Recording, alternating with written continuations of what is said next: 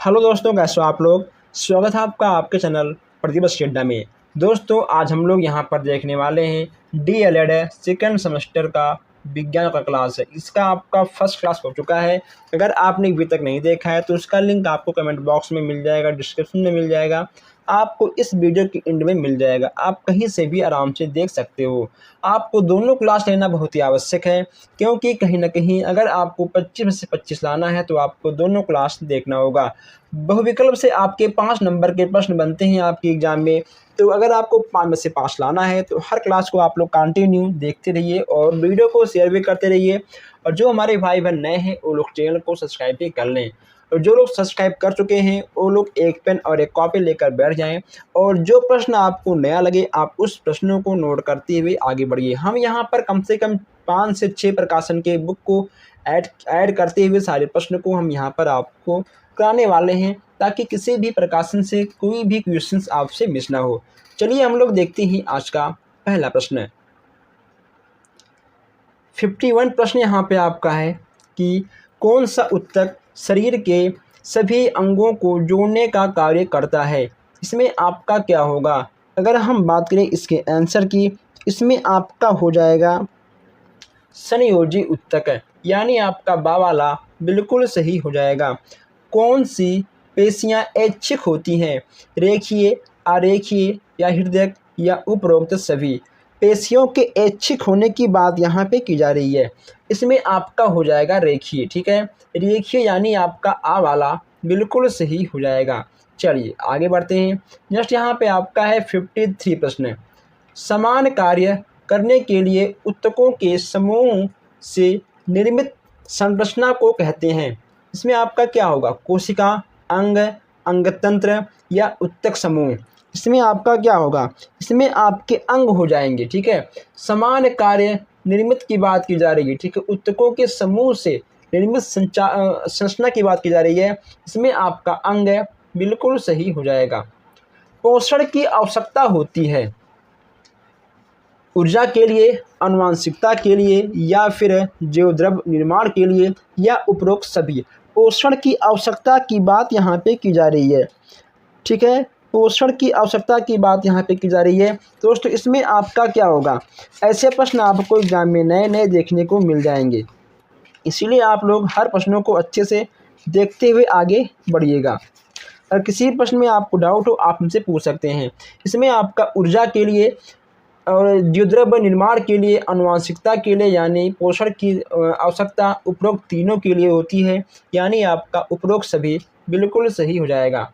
Next यहाँ पे आपका है जठर रस किससे बनता है, किसमें बनता है। अमाशय में, ग्राही में, छोटी आंत में या फिर मुख गुहा में। यहाँ पे बात की जा रही है जठर रस की। इसमें आपका हो जाएगा अमाशय में बनता है। कहाँ बनता है, अमाशय में आपका रस बन जाएगा और फिर वही आपके बॉडी में काम करता है। चलिए नेक्स्ट यहाँ पे आपका है कि इंसुलिन हार्मोन से किसमें बनता है, यकृत में, अग्न्याशय में, अमाशय में या फिर ग्राही में। इसमें आपका क्या होगा, इंसुलिन हार्मोन्स की बात यहाँ की जा रही है। यह आपका बन जाएगा अग्न्याशय में, ठीक है। अग्न्याशय में आपका बन जाएगा, यानी आपका बा वाला बिल्कुल सही हो जाएगा। ओके दोस्तों, चलिए आगे बढ़ते हैं।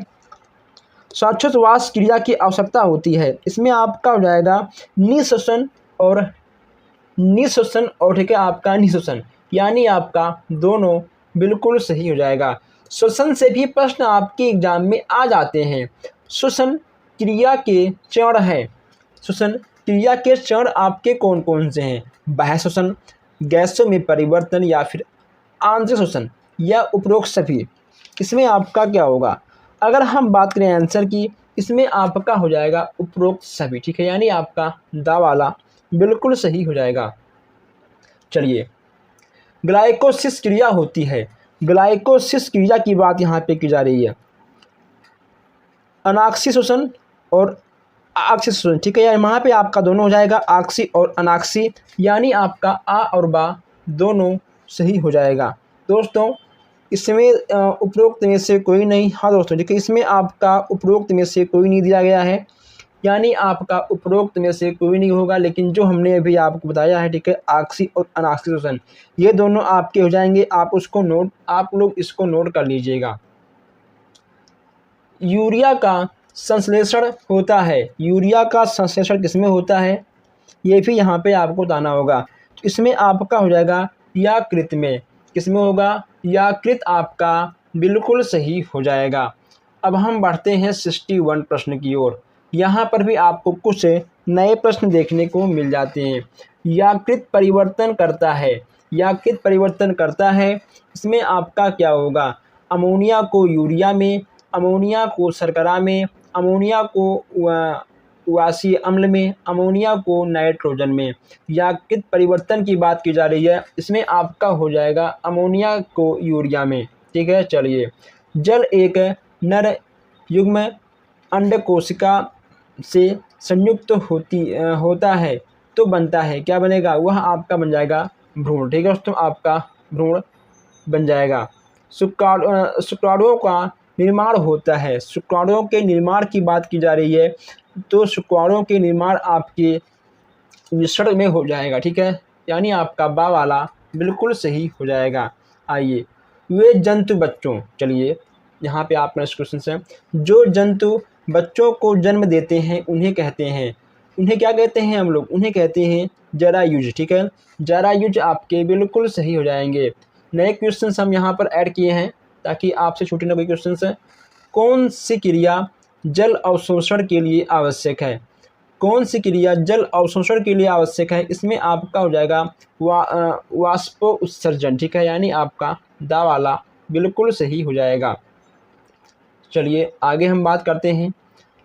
तनों के द्वारा वाष्पो उत्सर्जन की क्रिया होती है, इसमें दोस्तों आपका क्या होगा, ठीक है, इसमें आपका हो जाएगा लेल्टिस सेल्स द्वारा। ठीक है, यहाँ पे आपका आ वाला बिल्कुल सही हो जाएगा। द्विबीजपत्री पत्ती में वाष्प उत्सर्जन अधिक होता है, पत्तियों के ऊपरी सतह पर या पत्तियों के निचली सतह पर, तने से या पत्तियों के किनारों से। अगर हम बात करें आंसर की, तो यहाँ पे आपका हो जाएगा पत्तियों की निचली जगह, निचली सतह से। बिंदु स्राव के लिए उत्तरदायी है वाष्पो उत्सर्जन। ठीक है दोस्तों, देखिए यहाँ पे आपसे बार बार वाष्पो उत्सर्जन से क्वेश्चन बन रहा है। जड़ों के द्वारा वार्धी प्रजनन होता है, इसमें आपका हो जाएगा शकरकंद में। ठीक है, शकरकंद जिसको गांव में गंजी बोलते हैं, गंजी और शकरकंद। शकरकंद गंजी आपका आलू की तरह होता है, लंबा होता है, गोल होता है, ठीक है, मोटा, उसके कई आकार होते हैं और खाने में कहीं ना कहीं मीठे भी लगते हैं। कुछ लोग उसको आग में खाते हैं भूज कर, कुछ लोग उसको पानी में उबाल के भी खाते हैं। ठीक है दोस्तों, चलिए नेक्स्ट यहाँ पे आपका आ गया है ऊर्जा। 71 यहाँ पे आपका है ऊर्जा उत्पन्न करने की क्रिया है, ऊर्जा उत्पन्न करने की क्रिया है, अपचय में या फिर उपचय में या उपाचय में। इसमें आपका क्या होगा, इसमें आपका सा वाला बिल्कुल सही हो जाएगा। ठीक है, चलिए 72 यहाँ पे आपका है ग्लूकोज ग्लाइकोजन के रूप में बदलता है, किसमें आपका बदलेगा, यहाँ आपका बदलेगा यकृत में। ठीक है, यानी आपका लीवर में आपका बदल जाएगा। मनुष्य की सबसे बड़ी अस्थियां कौन सी हैं, मनुष्य की सबसे बड़ी अस्थियां कौन सी हैं, अगर हम बात करें मनुष्य के सबसे बड़ी अस्थि की बात है, तो इसमें ठीक है आपका हो जाएगा फीमर। देखिए दोस्तों, फीमर ठीक है आपका होता है, लेकिन कहीं कहीं आपको टिबिया भी देखने को मिल जाएगा। ठीक है, तो फीमर बोलते हैं जांघ की हड्डी को। ठीक है दोस्तों, जो जांघ की हड्डी होती है कहीं ना कहीं वह मनुष्य की बॉडी की सबसे बड़ी अस्थियां होती हैं। ठीक है, तो फीमर और आपकी टिबिया, आप इन दोनों को लिख लीजिएगा। अगर फीमर कहेगा तो आप मान लेगा फीमर, अगर ठीक है मान लो आप करेगा टिबिया, तो टिबिया आपको मारना है। अगर दोस्तों दोनों आपके एग्जाम में आ जाएंगे तो आपको कॉमन नंबर दिए जाएंगे। ठीक है, क्योंकि आपके दोनों ही बड़े होते हैं, दोनों का नाम सेम है, लेकिन आपको फीमर ही मारना होगा। ठीक है, चलिए अंश मेखला की अस्थि है, अंश मेखला की अस्थि है, इसमें आपका क्या होगा स्केपुला यानी आपका बा वाला आ वाला बिल्कुल सही हो जाएगा। अग्रभुजा की अस्थि है, यहाँ पर दोस्तों अजीबोगरीब अस्थियाँ आपको देखने को मिल जा रही है। ये सब क्वेश्चन तो आपके नए हैं, इसमें आपका दा वाला बिल्कुल सही हो जाएगा। ये सारे प्रश्न आपके बिल्कुल नए हैं, इसलिए यहाँ पे आपको अजीबोगरीब नाम देखने को मिल जा रहे हैं।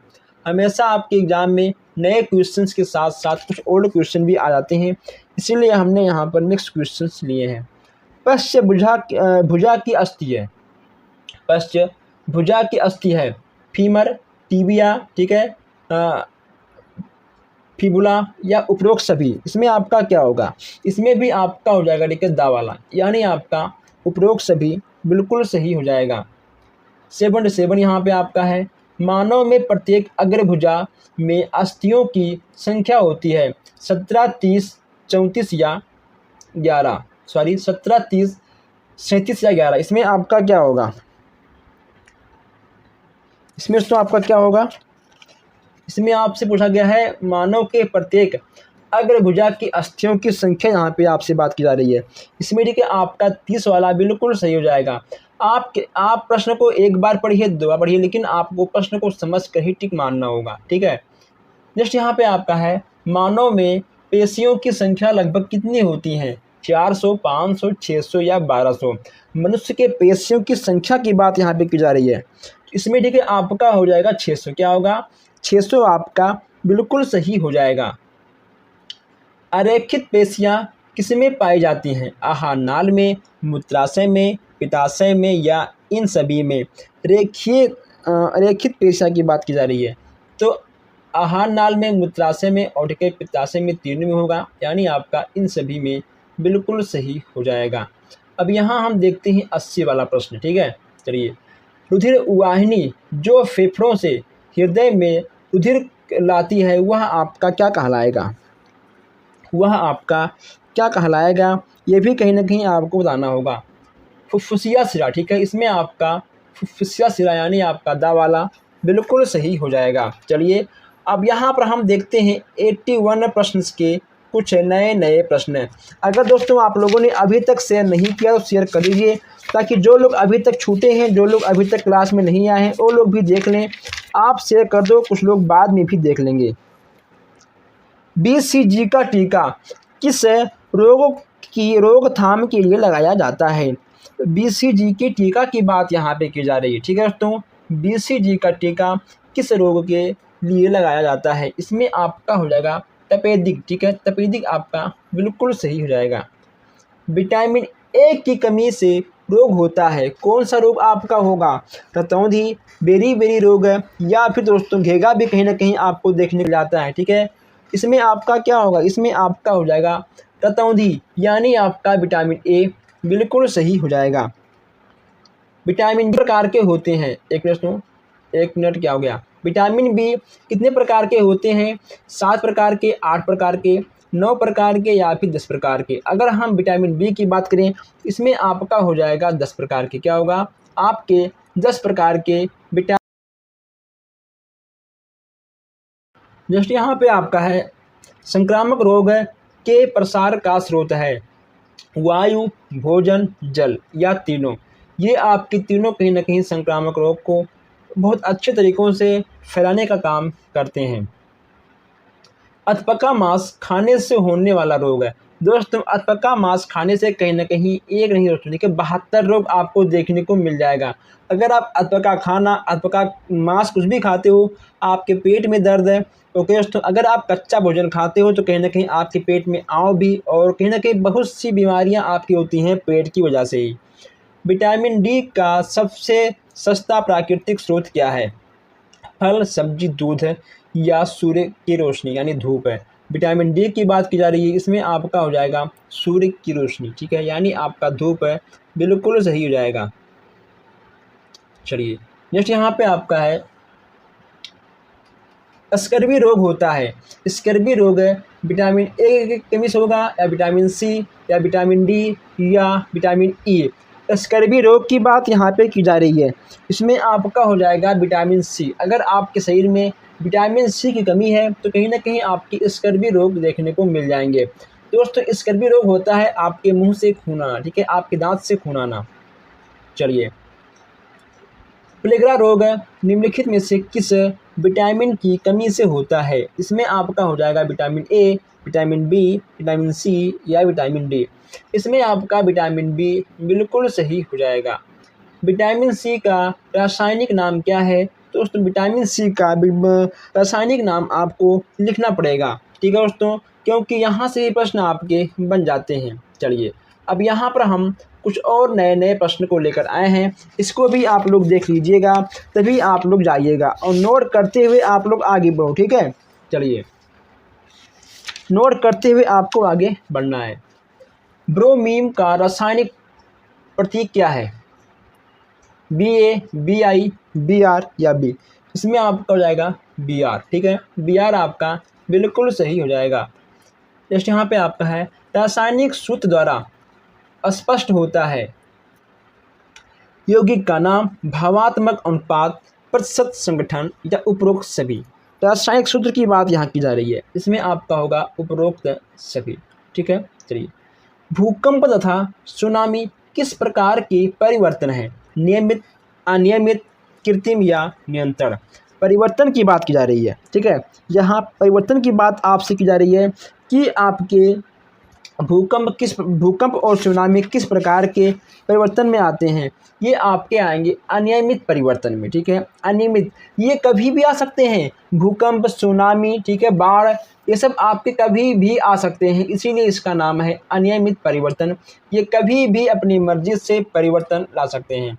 94 है, किसी लोहे के टुकड़े को नम वायु में रखने से उस पर जंग लग जाता है, यह किसका उदाहरण है? भौतिक परिवर्तन का, रासायनिक परिवर्तन का, अनुकूलन परिवर्तन का या प्रतिकूलन परिवर्तन का?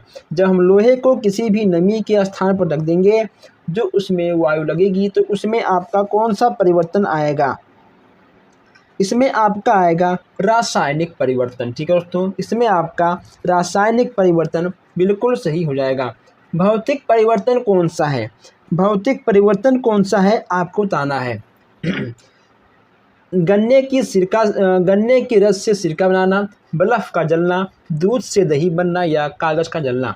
भौतिक परिवर्तन की बात यहाँ की जा रही है, तो अगर भौतिक परिवर्तन की बात करें तो यहाँ पे आपका हो जाएगा बर्फ का, ठीक है, जलना दोस्तों।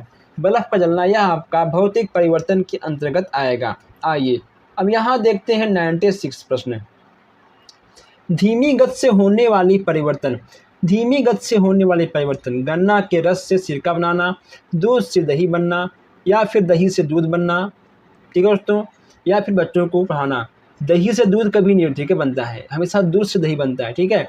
धीमी परिवर्तन की बात यहाँ पे की जा रही है, इसमें आपका हो जाएगा बच्चों का, ठीक है, बढ़ना। ओके दोस्तों, बच्चे जब बढ़ते हैं कहीं ना कहीं धीमे धीमे धीमे धीमे तब बढ़ते हैं, लेकिन और यह सब आपके परिवर्तन बहुत तेज़ी के साथ हो जाते हैं। ऋतुओं का बदलना कौन सा परिवर्तन कहलाएगा? तीव्र परिवर्तन, नियमित परिवर्तन, मंद परिवर्तन और अनियमित परिवर्तन। ऋतुओं का बदलना कौन सा परिवर्तन कहलाएगा? इसमें आपका हो जाएगा नियमित परिवर्तन, ठीक है, यानी आपका बा वाला बिल्कुल सही हो जाएगा। चलिए 98 यहाँ पे आपका है, ऐसा परिवर्तन जिन पर अपना नियंत्रण रहता है। भौतिक परिवर्तन, रासायनिक, अनुकूलन परिवर्तन या नियंत्रण परिवर्तन। जिस पे हम सबका नियंत्रण होगा वह कहीं ना कहीं आपका आएगा नियंत्रण परिवर्तन पर, यानी आपका दा वाला बिल्कुल सही हो जाएगा। 99 यहाँ पे आपका है, पाचन, श्वसन, उत्सर्जन, प्रजनन आदि यह कौन सा परिवर्तन है? तीव्र, नियमित, मंद या जटिल? अगर हम कुछ भी खाते हैं उसको दोस्तों पचने में, सांस लेने में, ठीक है दोस्तों, प्रजनन होने में आपका कौन सा परिवर्तन आएगा? आपका दा वाला बिल्कुल सही हो जाएगा। अब यहाँ देखते हैं 100 प्रश्न। यहाँ पे आपका है, कार्बन डाइऑक्साइड का जल से क्रिया करके अम्लीय वर्षा में परिवर्तन होना। कार्बन डाइऑक्साइड से जल से क्रिया करके अम्लीय वर्षा होना या आपका किस परिवर्तन में आएगा? भौतिक में, रासायनिक में, जटिल में आएगा या नियंत्रण में आएगा? या आपका नियंत्रित में आएगा। अगर हम बात करें इसकी तो कहीं ना कहीं यह भी आपका आएगा जटिल परिवर्तन में, ठीक है। आपका सा वाला इसमें भी और इसमें आपका दा वाला दोनों आपका बिल्कुल सही हो जाएगा। अगर आप लोगों को किसी भी प्रश्न में कोई भी डाउट हो आप हमसे बेशक पूछ सकते हैं। ओके दोस्तों, और आप लोग प्लीज़ वीडियो को शेयर करिएगा, चैनल को सब्सक्राइब भी करिएगा। हम मिलते हैं फिर आपसे नेक्स्ट क्लास में। धन्यवाद।